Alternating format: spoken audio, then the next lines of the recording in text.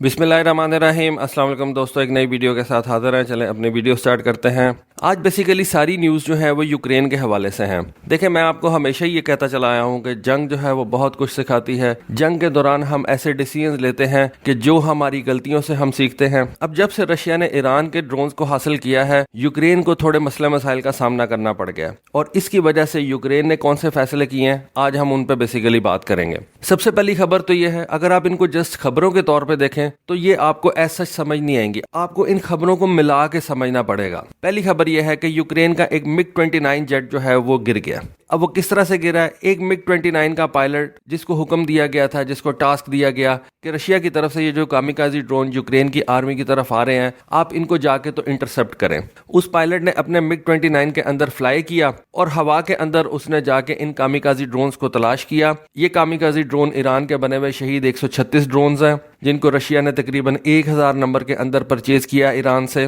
Pilot ने अपने MiG-29 के अंदर जाके इन कामिकाजी ड्रोन्स को इंटरसेप्ट किया और यूक्रेन की एयरफोर्स के मुताबिक उसने 5 शहीद 136 ड्रोन्स को गिरा दिया, जबकि 2 क्रूज मिसाइल्स को भी उसने जो है वो हिट कर दिया। लेकिन यूक्रेन की एयरफोर्स का कहना था कि जब उस पायलट ने ये 5 कामिकाजी ड्रोन्स को हिट किया तो उन ड्रोन्स के जो टुकड़े थे जो कि हवा के अंदर बिखर गए, उनमें से एक टुकड़ा इस MiG-29 को भी आके लगा और यूक्रेन के MiG-29 जहाज को इस टुकड़े ने आके क्रिपल कर दिया। क्योंकि हवा के अंदर जो भी चीज आपको आके लगती है, कोई बर्ड स्ट्राइक वगैरह हो जाए तो उससे आपका जहाज जो है वो ऑलमोस्ट तबाह हो जाता है या आपको जो है वो इजेक्ट करना पड़ जाता है। तो ये MiG-29 जहाज जो है वो उस एक छोटे से टुकड़े से तबाह हो गया जो ईरान के कामिकाजी ड्रोन के तबाह होने से जो है वो हवा के अंदर फैला था। अगर आप देखें तो यहाँ पे आपको रशिया की कामयाबी नजर आएगी, क्योंकि ये ड्रोन तो रशिया ने भेजे ही तबाह करने के लिए थे। इनका नाम ही कामिकाजी ड्रोन है। इन्होंने अपने दुश्मन के टारगेट के ऊपर जाके वैसे ही तबाह हो जाना है। तो अगर 5 ड्रोन जिनकी कोई कीमत नहीं है, एज सच बहुत कम कीमत के होंगे, उन्होंने यूक्रेन का एक MiG-29 जहाज तबाह कर दिया जो कि यूक्रेन के लिए बड़ा इंपॉर्टेंट था, उसके पायलट के लिए बड़ा इंपॉर्टेंट था, क्योंकि यूक्रेन के पास ये MiG-29 जहाज लिमिटेड तादाद के अंदर है। तो अगर 5 कामिकाजी ड्रोन जो कि अपने टारगेट को तो हिट नहीं कर सके, लेकिन उन्होंने एक MiG-29 जहाज तबाह कर दिया है, तो आई बिलीव कि ये यूक्रेन का बहुत बड़ा लॉस और रशिया की बहुत बड़ी कामयाबी है। चले अपनी दूसरी खबर की तरफ चलते हैं। दूसरी खबर कुछ इस तरह से है कि यूक्रेन की एयरफोर्स का एक Su-24 फेंसर जहाज जो है वो भी गिर के तबाह हो गया।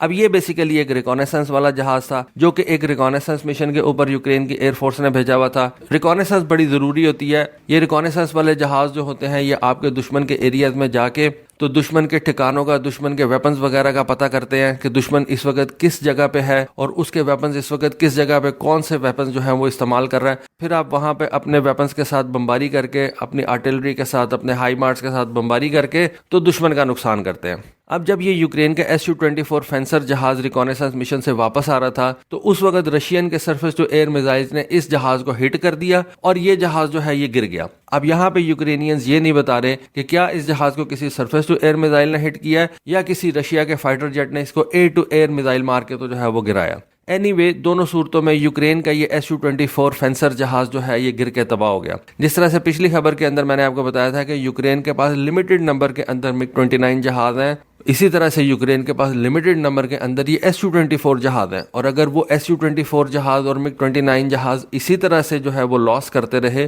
तो यूक्रेन की एयरफोर्स तो इतनी बड़ी नहीं है, वो इतना बड़ा नुकसान बर्दाश्त नहीं कर सकती। अब तीसरी खबर ये है कि अमेरिका यूक्रेन को ये NASAMS जो है वो दे रहा है। अब ये NASAMS क्या है? देखिए, हम तो यहाँ पे बैठ के खबरें देख रहे हैं ना, जो लोग इस वक्त जंग के अंदर हैं उनको पता है कि ओरिजिनली जंग के अंदर क्या हो रहा है। और बेसिकली मैं आपको पहले भी बता चुका हूँ कि ये जंग जो है ये यूक्रेन और रशिया के दरमियान में नहीं है। ये जंग जो है ये रशिया और अमेरिका के दरमियान में है। नेटो भी इसके अंदर एक प्लेयर के तौर पे आया हुआ है। ये बेसिकली यूरोप की भी जंग नहीं है। ये अमेरिकन जो हैं उन्होंने एक प्रॉक्सी जंग शुरू की हुई है रशिया के खिलाफ। और जब से अमेरिकन ने ये देखना शुरू किया है कि रशिया ने अपनी स्ट्रेटेजी को बदला है, उसने छोटे और सस्ते वेपन्स लेके आके, जैसा कि ईरान के ये कामिकाजी ड्रोन्स हैं, यूक्रेन के ऊपर हमले शुरू कर दिए हैं। अमेरिका ने भी यूक्रेन को जो अपनी फौजी इमदाद है उसके अंदर तब्दीली ले आया। अब अमेरिकन ने कहना शुरू कर दिया है कि हम यूक्रेन को ये सरफेस टू एयर मिसाइल्स देंगे। ये जो NAMS ये बेसिकली है national advanced surface to air missile system.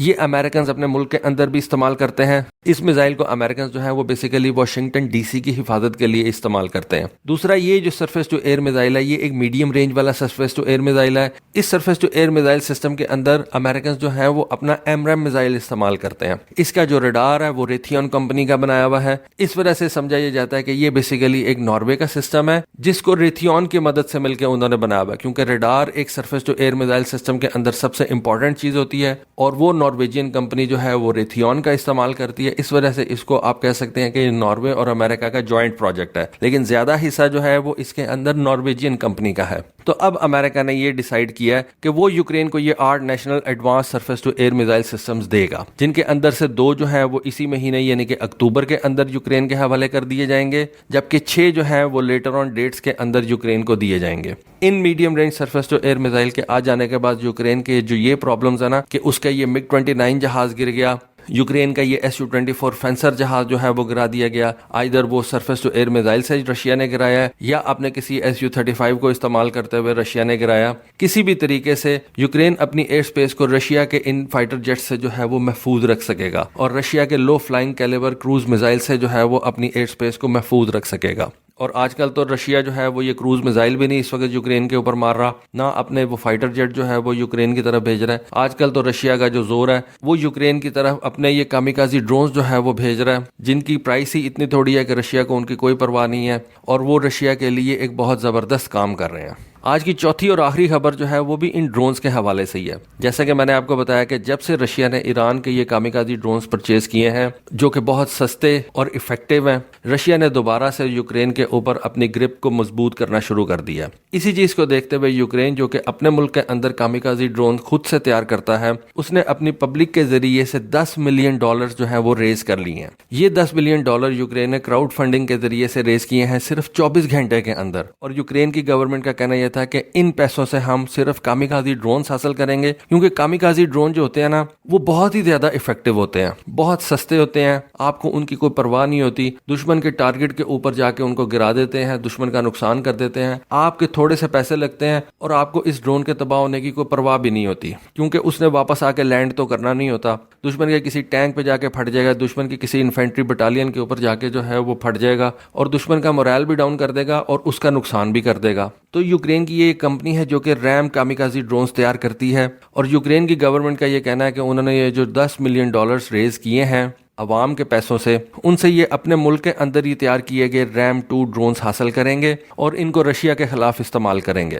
یہ جو ریم 2 یوکرینین ڈرونز ہیں ان کے اوپر آپ 3 کلو گرام کا ایکسپلوسو پیلوڈ لگا سکتے ہیں اور ان کو آپ beyond line of sight ground targets کے اوپر استعمال کر سکتے ہیں. اس کا مطلب یہ ہے کہ ان کے اوپر کیمراز بھی لگے ہوتے ہیں اور ان کیمرا سے آپ پیچھے بیٹھتے ہوئے اپنے وار زون کا جو ہے وہ معائنہ بھی کر سکتے ہیں اور اپنے ٹارگٹ کو انہی کیمراز کے ذریعے سے چوز بھی کر سکتے ہیں اور پھر موسٹ افیکٹو ٹارگٹ کو آپ نشانہ بنا کے تباہ بھی کر سکتے ہیں. تو دوستو یہ انفارمیشن دینے کا آپ کو مقصد یہ تھا کہ کس طرح سے جنگ جو ہے وہ چینج ہوتی ہے، ایوالو ہوتی ہے اور جنگ کے ساتھ ساتھ آپ کو اپنے ویپنز کو بھی ایوالو کرنا پڑتا ہے. رشیا نے ایک نیا ویپن جو ہے اس کو انٹروڈیوس کروایا، کامیکازی ڈرونز لے کے آیا. ان کامیکازی ڈرونز نے ایک MiG 29 کو گرا دیا. رشیا کے سرفیس ٹو ایئر میزائل یا اس کے Su-35 جہازوں نے ایک Su-24 فینسر جہاز کو گرایا، جس کے جواب میں یوکرینینز نے امریکہ سے یہ surface to air missile purchase کرنے کا فیصلہ کیا اور خود سے اپنے ملک کے اندر جو وہ کامیکازی ڈرون تیار کرتے ہیں ان کی پروڈکشن کو بڑھانے کا بھی فیصلہ کیا. تو یہ ساری چیزیں جو ہے نا یہ جنگ کے اندر آپ کو نظر آتی ہیں.